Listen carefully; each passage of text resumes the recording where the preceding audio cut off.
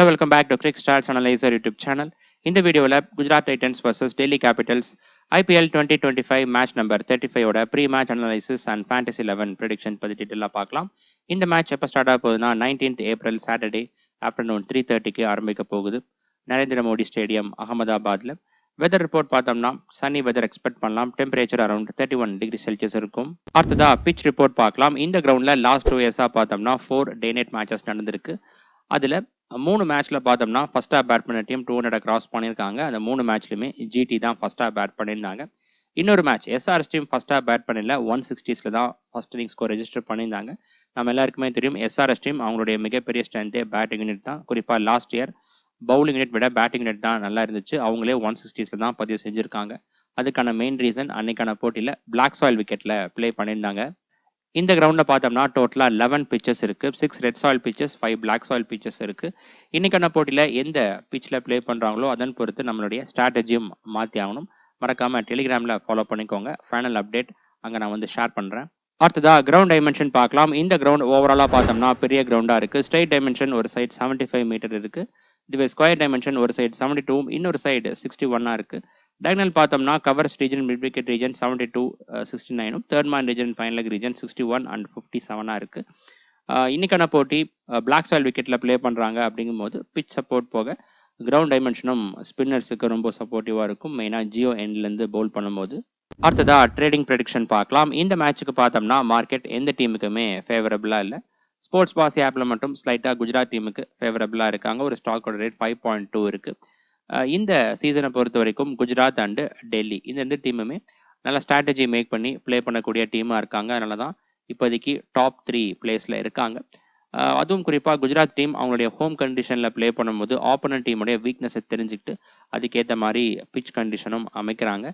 இது ஃபர்ஸ்ட் மேட்ச்சில் மட்டும்தான் மிஸ் ஆச்சு. அதாவது பஞ்சாப் கிங்ஸ் டீமுக்கு மட்டும்தான் மிஸ் ஆச்சு.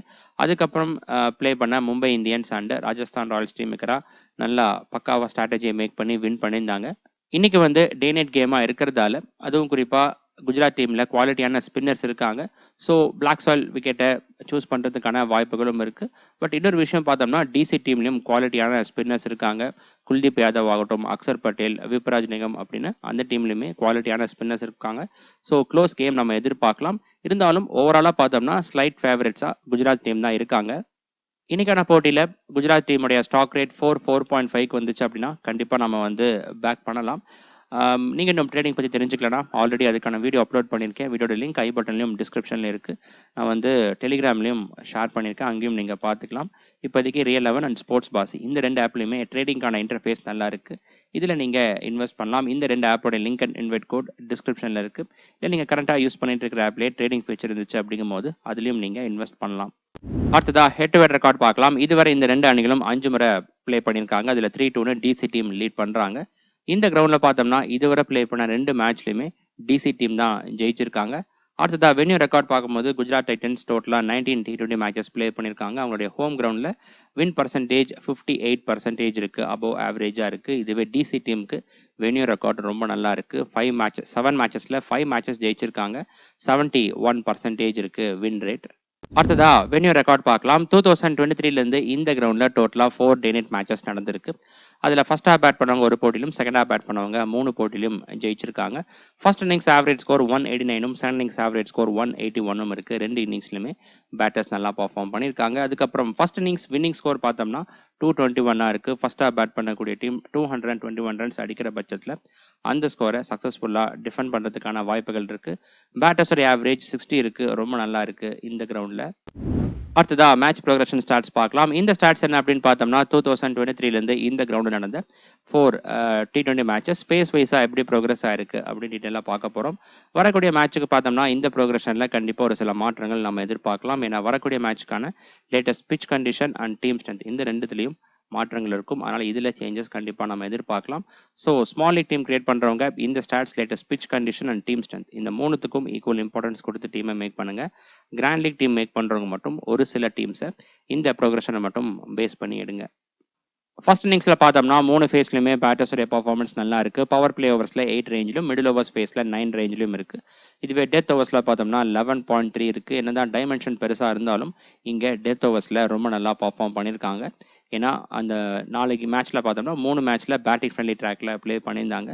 அதுக்கப்புறம் பவுலர்ஸில் எடுத்துட்டிங்கன்னா மிடில் ஓவர்ஸில் அதிகமான விக்கெட்ஸ் விழுந்திருக்கு. ஆவரேஜ் விக்கெட் லாஸ் இங்கே 2.5 இருக்குது. இன்னைக்கான போட்டியில் பிளாக் சாயில் விக்கெட்டில் ப்ளே பண்ணுறாங்க அப்படிங்கும்போது இந்த ஃபேஸில் அதிகமான விக்கெட்ஸ் விழுகலாம். ஏன்னா 2 டீம்லையுமே குவாலிட்டியான ஸ்பின்னர்ஸ் இருக்காங்க. செகண்ட் இன்னிங்ஸில் பார்த்தோம்னா 3 ஃபேஸ்லையுமே பேட்டர்ஸுடைய பர்ஃபார்மன்ஸ் இங்கேயும் நல்லா இருந்திருக்கு. 3 ஃபேஸ்லையுமே ரன் ரேட் 9 ரேஞ்சில் இருக்குது. அதுக்கப்புறம் விக்கெட்ஸில் எடுத்துட்டிங்கன்னா டெத் ஓவர்ஸில் அதிகமான விக்கெட்ஸ் விழுந்திருக்கு.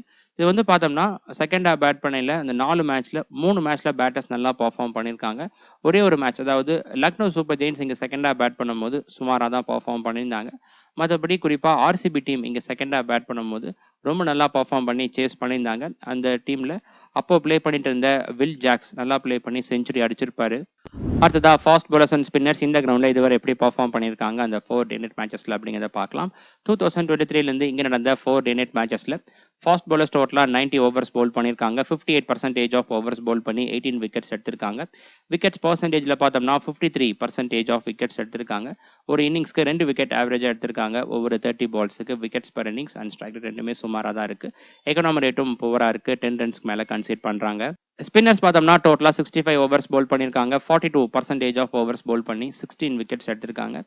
விக்கெட்ஸ் பர்சன்டேஜில் பார்த்தோம்னா 47% ஆஃப் விக்கெட்ஸ் எடுத்திருக்காங்க. ஒரு இன்னிங்ஸ்க்கு 2 விக்கெட் ஆவரேஜாக எடுக்கிறாங்க ஒவ்வொரு 24 பால்ஸுக்கு. ஸ்ட்ரைக் ரேட் ஃபாஸ்ட் பவுலர்ஸ் கூட கம்பேர் பண்ணும்போது ஸ்பின்னர்ஸுக்கு இங்கே நல்லா இருக்குது. எக்கனாமி ரேட் 9.5 இருக்குது. கிட்டத்தட்ட ஸ்பின்னர்ஸ்க்கு ஃபாஸ்ட் பவுலர்ஸ்க்கு இருந்த ரேஞ்ச் தான் இவங்களுக்கும் இருக்குது. அடுத்ததா பேட்டர்ஸ் இந்த கிரவுண்டில் எப்படி பர்ஃபார்ம் பண்ணியிருக்காங்க அப்படின்னு இன்னிங்ஸ் வைஸாக இன்டெப்த்தாக பார்க்கலாம். மேட்ச் ப்ரோக்ரஷன் ஸ்டாட்ஸை எப்படி நீங்கள் அப்ரோச் பண்ணீங்களோ அதே போல தான் இந்த ஸ்டாட்ஸையும் நீங்கள் அப்ரோச் பண்ணணும்.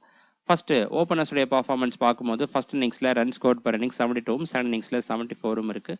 2 இன்னிங்ஸ்லுமே கிட்டத்தட்ட ஈக்குவலாக பர்ஃபார்ம் பண்ணியிருக்காங்க. பட் ஸ்ட்ரைக் ரேட்டில் டிஃப்ரென்ஸ் இருக்குது. செகண்ட் இன்னிங்ஸில் பெட்டராக இருக்குது. 150s ரேஞ்சில் இருக்குது.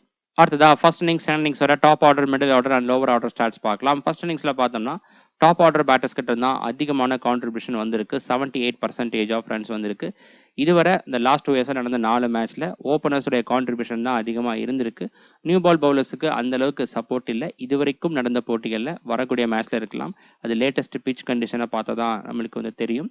அதுக்கப்புறம் மிடில் ஆர்டர் பேட்டர்ஸ் கிட்ட இருந்து பார்த்தோம்னா 19% ஆஃப் ரன்ஸும், லோவர் ஆர்டர் பேட்டர்ஸ் கிட்ட இருந்து 2.4% ஆஃப் ரன்ஸ் மட்டும் தான் வந்திருக்கு. பெருசாக லோவர் ஆர்டர் பேட்டர்ஸ் கிட்ட இருந்து கான்ட்ரிபியூஷன் வரல. செகண்ட் இன்னிங்ஸில் பார்த்தீங்கன்னாலும் டாப் ஆர்டர் பேட்டர்ஸோடைய கான்ட்ரிபியூஷன் அதிகமாக இருக்குது. 74% ஆஃப் ரன்ஸ் அடிச்சிருக்காங்க.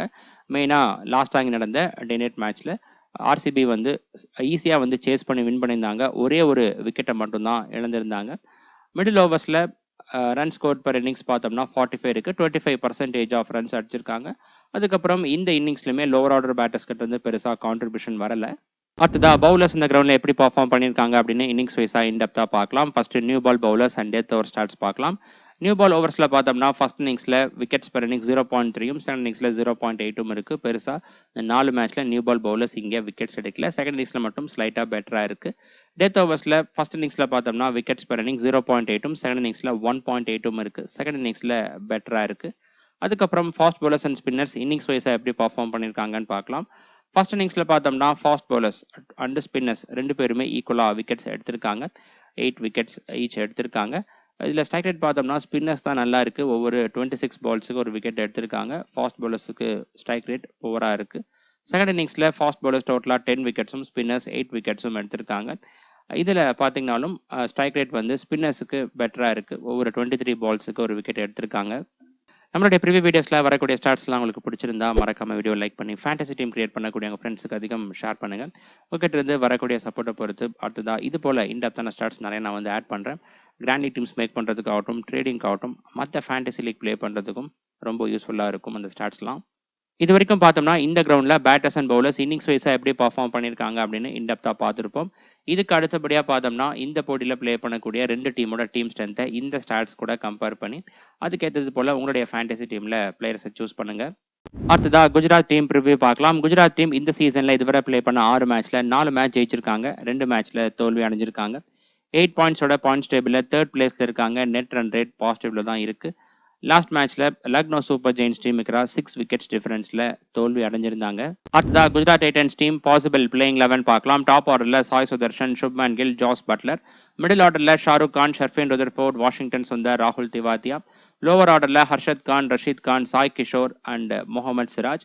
இம்பாக்ட் பிளேயர்ஸ் பார்த்தோம்னா Sherfane Rutherford and Prasidh Krishna இந்த 2 பேர்த்துக்குள்ள தான் இருந்திருக்கு. டெத் ஓவர்ஸ்ல முகமது சிராஜ், பிரசித் கிருஷ்ணா அண்ட் ரஷீத் கான் பவுல் பண்றதுக்கான வாய்ப்புகள் இருக்கு. அடுத்ததா குஜராத் டைட்டன்ஸ் டீம் பிளேயர்ஸோட ரெக்கார்ட்ஸ்லாம் பார்க்கலாம். First Sai Sudharsan, head to head record, venue record ரெண்டுத்தோட ஸ்டார்ட்ஸும் நல்லா இருக்கு. டிசிடி மேக்கரா 70 ஆவரேஜும் இந்த கிரவுண்ட்ல 59 ஆவரேஜும் இருக்கு. பெஸ்டா ஒரு மேட்ச்ல 103 ரன்ஸும் அடிச்சிருக்காரு. கன்சிஸ்டன்ட் பிளேயரா இருக்காரு. ரீசன்ட் ஃபார்ம் லாஸ்டா பிளே பண்ண 5 மேட்ச்ல 4 மேட்ச் நல்லா பர்ஃபார்ம் பண்ணியிருக்காரு. மேட்சப்ஸ்ல எல்லா பவுலிங் டைப்புக்கும் ஸ்டார்ட்ஸ் நல்லா இருக்கு. மெயினா ஸ்பின்னர்ஸ்க்கு எதிராக ரொம்ப நல்லா இருக்கு. அடுத்ததா Shubman Gill, head to head record stats கொஞ்சம் சுமாரா இருக்கு. 14 இன்னிங்ஸ்ல 386 ரன்ஸ் அடிச்சிருக்காரு. ஆவரேஜ் 28 இருக்கு. அதிகபட்சமா ஒரு மேட்ச்ல 84 ரன்ஸ் அடிச்சிருக்காரு.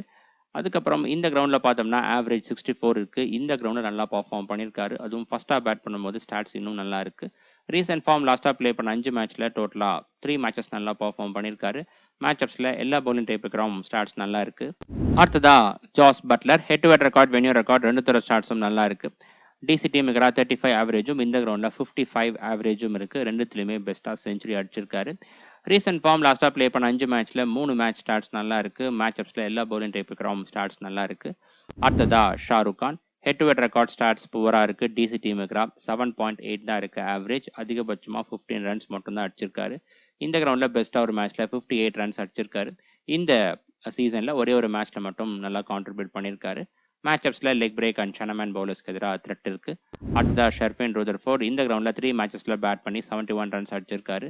ரீசெண்ட் ஃபார்ம் 2 மேட்ச்ல அவருடைய கான்ட்ரிபியூஷன் நல்லா இருந்திருக்கு. மேட்சப்ஸும் இருக்கு, புவரா இருக்கு. அடுத்ததா வாஷிங்டன் சுந்தர், பேட்டிங் ஸ்டாட்ஸ் ஓவராலா பார்த்தோம்னா சுமாரா தான் இருக்கு. பவுலிங்ல 8 இன்னிங்ஸ்ல பவுல் பண்ணி 8 விக்கெட்ஸ் எடுத்திருக்காரு. டிசிடி மிகரா ரீசெண்ட் ஃபார்ம் ஒரு மேட்ச்ல பேட்டிங்ல நல்லா பர்ஃபார்ம் பண்ணியிருக்காரு. எஸ்ஆர்எஸ் டீமுக்கு நல்லா பர்ஃபார்ம் பண்ணியிருந்தாரு. பவுலிங்ல டோட்டலா 2 விக்கெட்ஸ் எடுத்திருக்காரு. மேட்சப்ஸ்ல லெஃப்ட் ஹேண்ட் பேட்டர்ஸ்க்கு மட்டும் ஸ்டாட்ஸ் நல்லா இருக்கு. அடுத்ததா ராகுல் திவாத்தியா, இவர் பார்த்தோம்னா டிசிடி மிகரா 8 இன்னிங்ஸ்ல 128 ரன்ஸ் அடிச்சிருக்காரு. ஆவரேஜ் சுமாரா தான் இருக்கு. இந்த கிரவுண்ட்ல மட்டும் பர்ஃபார்மன்ஸ் கொஞ்சம் பெட்டரா இருக்கு. பவுலிங்ல 5 இன்னிங்ஸ்ல பவுல் பண்ணி 2 விக்கெட்ஸ் எடுத்திருக்காரு டெல்லி டீமுக்கு. அதுக்கப்புறம் ரீசெண்ட் ஃபார்ம் எடுத்துட்டீங்கன்னா ஒரே ஒரு மேட்ச்ல டீசன்ட் கான்ட்ரிபியூஷன் கொடுத்திருக்காரு.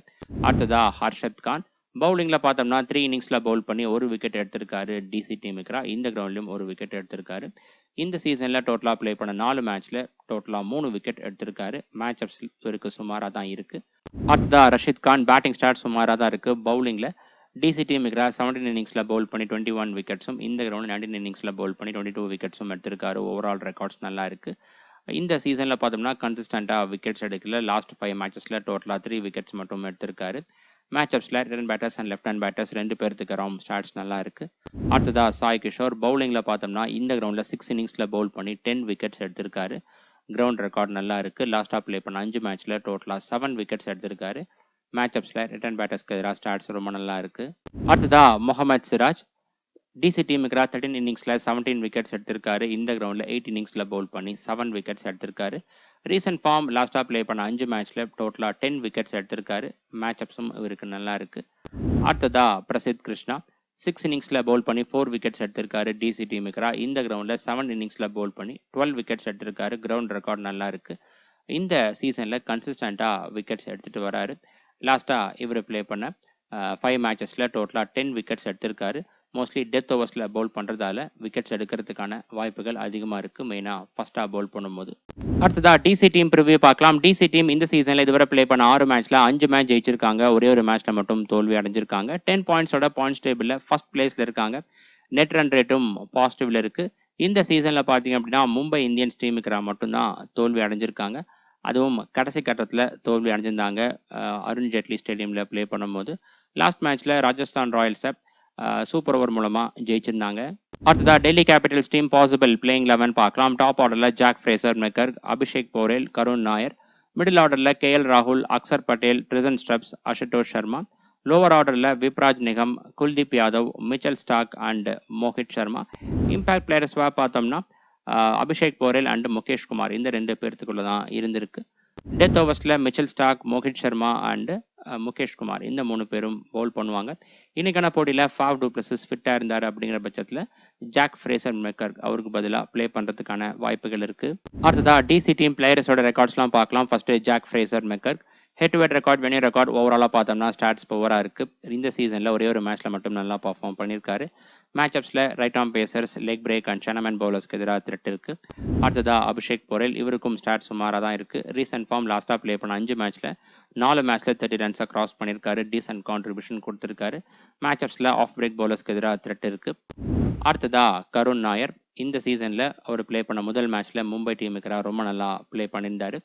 அடுத்ததா கேஎல் ராகுல், head to head record stats கொஞ்சம் இருக்குது, சுமாராக தான் இருக்குது. 27 இருக்குது ஆவரேஜ். அதிகபட்சமாக ஒரு மேட்ச்சில் 68 ரன்ஸ் அடிச்சிருக்காரு.